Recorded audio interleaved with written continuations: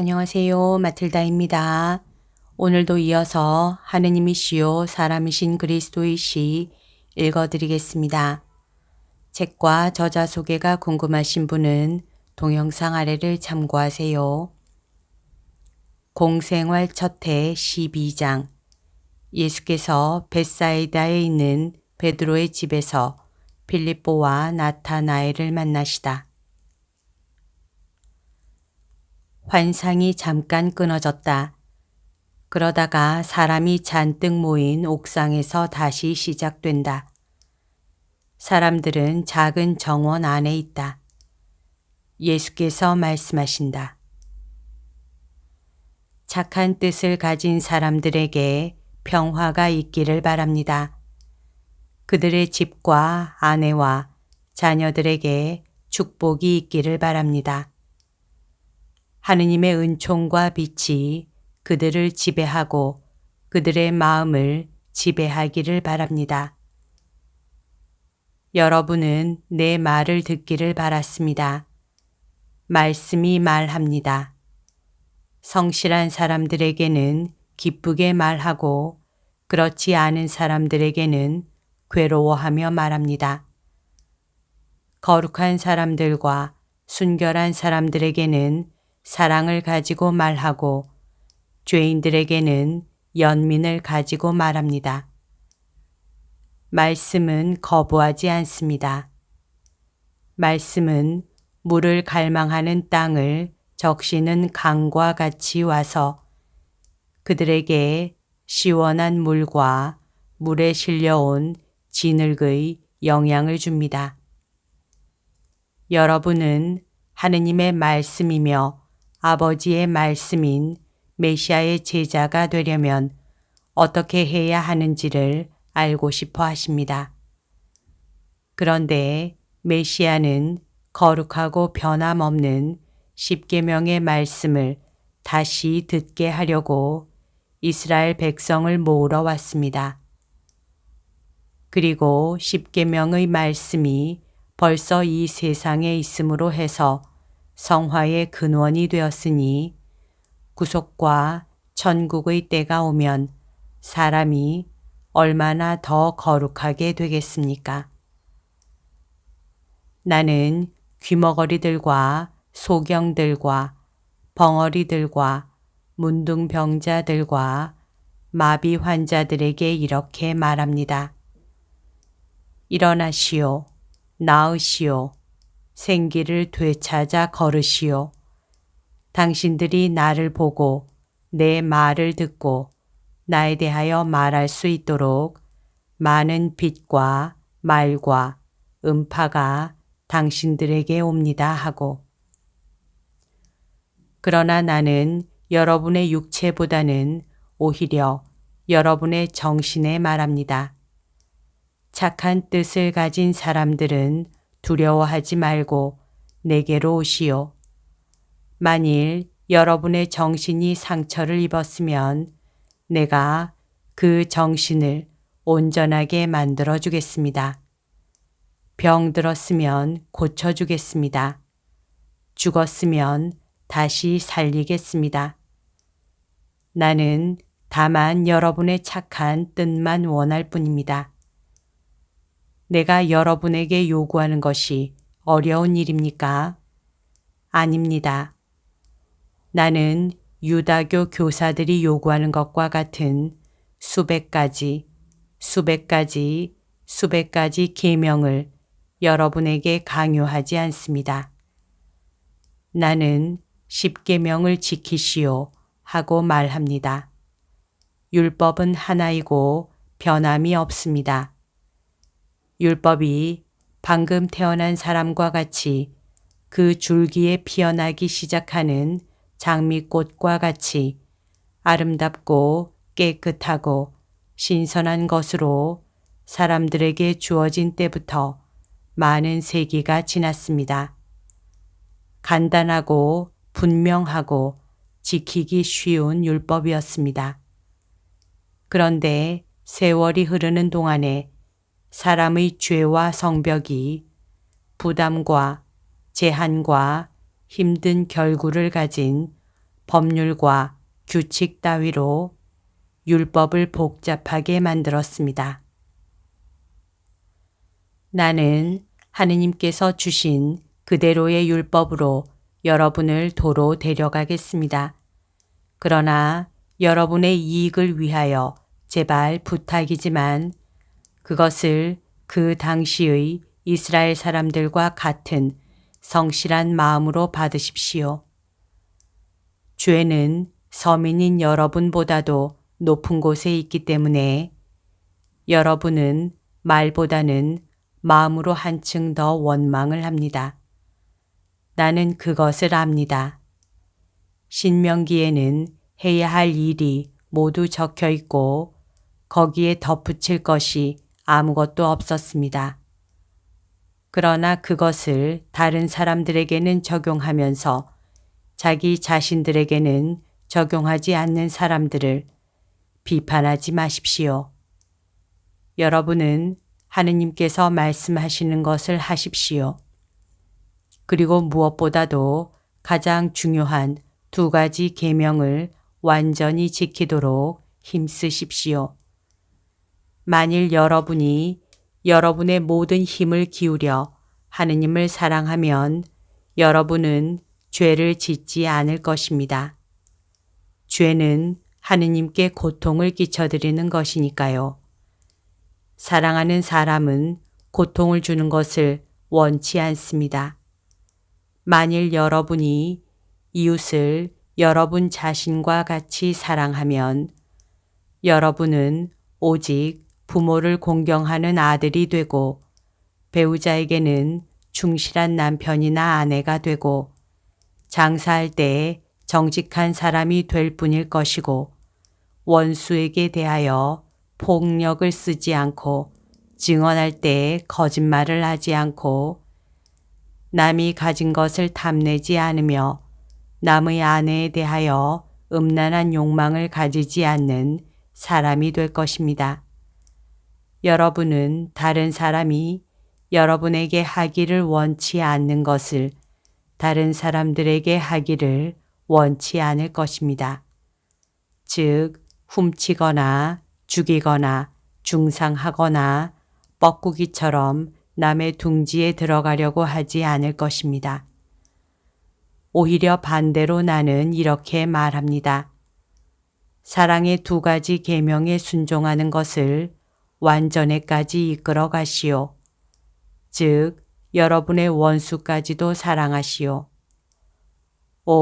만일 여러분이 하느님께서 사랑하시는 것과 같이 사랑할 줄을 안다면 원죄와 개인적인 죄로 인하여 당신의 원수가 된 사람을 지극히 사랑하시는 하느님, 사람들에게 구세주를 당신의 아들인 어린 양, 즉 여러분에게 말하는 나를 여러분의 모든 죄를 대속하도록 약속하신 메시아를 보내실 정도로 사람을 사랑하시는 하느님께서는 여러분을 얼마나 사랑하시겠습니까? 사랑하시오. 사랑이 여러분에게 사다리가 되어 야곱의 환상에서와 같이 천사가 되어 그 사다리로 하늘에까지 올라가 아버지께서 모든 사람과 각자에게 다음과 같이 말씀하시는 것을 듣게 되기를 바랍니다. 네가 어디에 가든지 내가 너의 보호자가 되겠고 이 나라에, 즉 하늘나라 영원한 나라에 너를 데려다 주겠다 하는 말씀을 여러분에게 평화가 있기를 바랍니다. 사람들은 감격한 찬성의 말들을 하면서 천천히 물러간다. 베드로와 안드레아, 야고보, 요한, 필립보, 바르톨로메오가 남아있다. 선생님, 내일 떠나십니까? 내일 내가 귀찮지 않으면 새벽에 떠나겠다. 선생님이 떠나시는 것은 섭섭합니다. 예, 그렇지만 시간은 괜찮습니다. 오히려 유리한 시간입니다. 고기잡이를 하겠느냐? 오늘 밤 다리뜰 무렵에 하겠습니다. 시몬 베드로, 내가 지난밤에 고기잡이를 하지 않은 것은 잘한 일이다. 안식일이 아직 끝나지 않았었으니까. 느헤미야는 그의 개혁 안에 유다에서 안식일을 존중하라고 하였다. 지금도 아직 너무나 많은 사람이 앞찾기에서 일하고 나무단을 치고 다니고 포도나 과일들을 운반하며 생선과 어린 양들을 팔고 사고 한다. 너희들은 이 일을 엿새 동안 할 수 있다. 안식일은 주님의 날이다. 안식일에 할 수 있는 일은 오직 한 가지뿐이다. 너희들의 이웃을 도와주는 일이다. 그러나 그 일에서 이익은 절대로 배제해야 한다. 이익을 얻으려는 목적으로 안식일을 어기는 사람은 하느님에게서 벌받게 받을 수가 없다. 너희가 이득 있는 일을 하느냐? 그러면 다른 엿새 동안에 손해를 보는 것으로 보상을 할 것이다. 너희가 보수를 받지 않는 일을 하느냐? 그러면 최고의 지혜가 육체를 위하여 제정하신 휴식을 그 육체에 주지 않고 무익한 피로로 생기는 초조로 정신을 약화시키며 저주에까지 이름으로써 너희들의 육체를 쓸데없이 피곤하게 하는 것이다. 안식일은 하느님과 일치한 마음으로 다정스러운 사랑의 기도를 드리는 가운데 흘러가야 할 터인데 말이다. 모든 일에 충실해야 한다. 그렇지만 우리에게 대단히 엄격한 율법 교사들과 박사들은 안식일에 일을 하지 않고 또 빵을 내주는 피로를 피하려고 이웃에게 빵조차도 주지 않습니다. 그러나 고리대금은 안식일에도 행합니다. 그것이 육체적인 일은 아니니까 고리대금은 안식일에도 할 수 있습니까? 절대로 안 된다. 안식일에도 다른 날에도 안 된다. 고리대금업에 종사하는 사람은 파렴치하고 잔인한 사람이다. 그러면 율법 교사들과 바리사이파 사람들은 시몬아, 판단하지 말아라. 다만 너로서는 그렇게 하지 말도록 하여라. 그렇지만 저는 보기 위해 눈을 가지고 있습니다. 시몬아, 볼 것이 악밖에 없느냐? 아닙니다, 선생님. 그러면 왜 악만을 본다는 것이냐? 선생님의 말씀이 옳습니다. 그러면 내일 새벽에 요한과 같이 떠나겠다. 선생님, 시몬아, 무슨 일이냐? 선생님은 예루살렘에 가시지요. 너도 잘 알지 않느냐? 저도 과월제를 지내러 예루살렘에 갑니다. 안드레아와 야고보도 가고요. 그래서 나하고 같이 가고 싶다는 말이지. 그럼 고기잡이는 어떻게 하고 또 돈벌이는 어떻게 하고 너는 돈을 가지는 것이 좋다고 말하였지.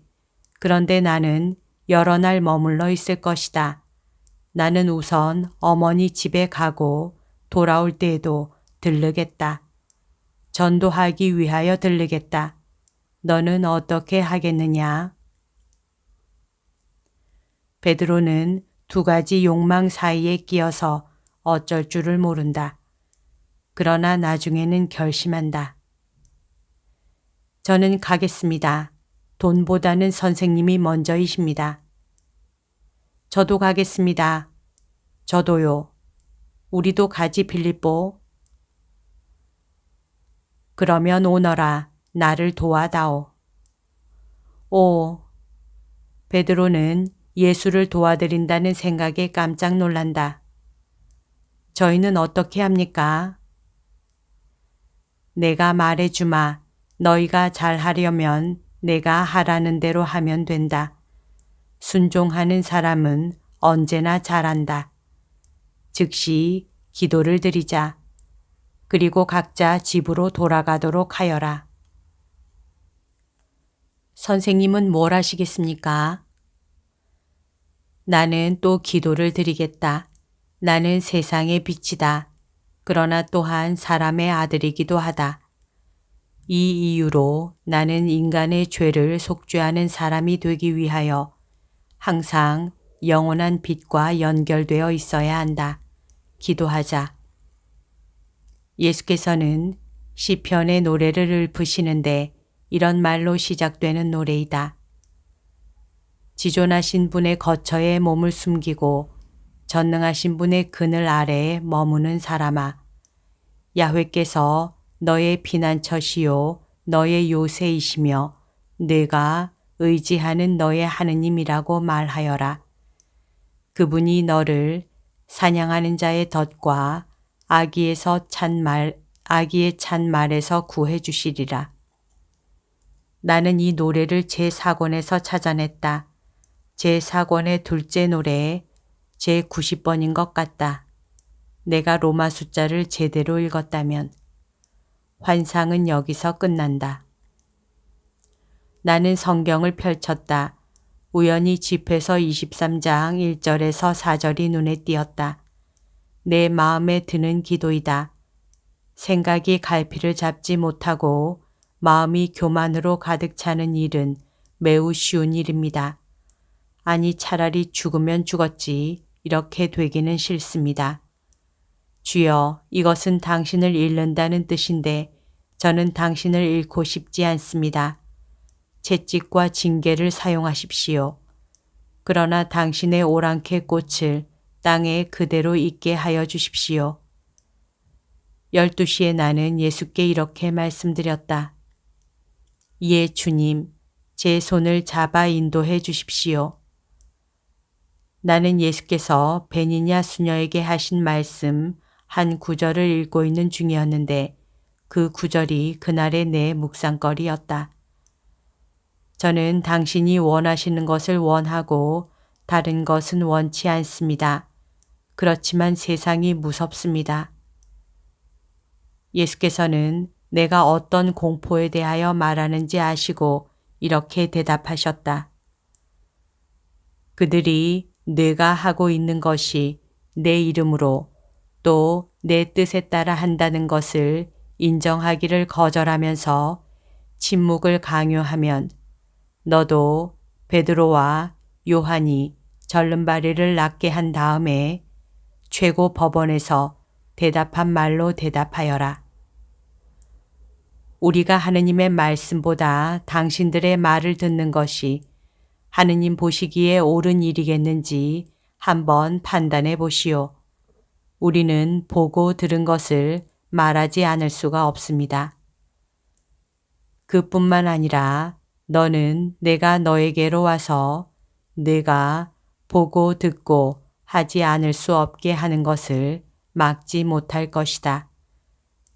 그리고 너로서는 세상에 빛을 주기를 원하시는 하느님의 말씀보다도 하느님께 침묵을 강요하고자 하는 세상의 말을 듣는 것은 어리석은 짓일 것이다.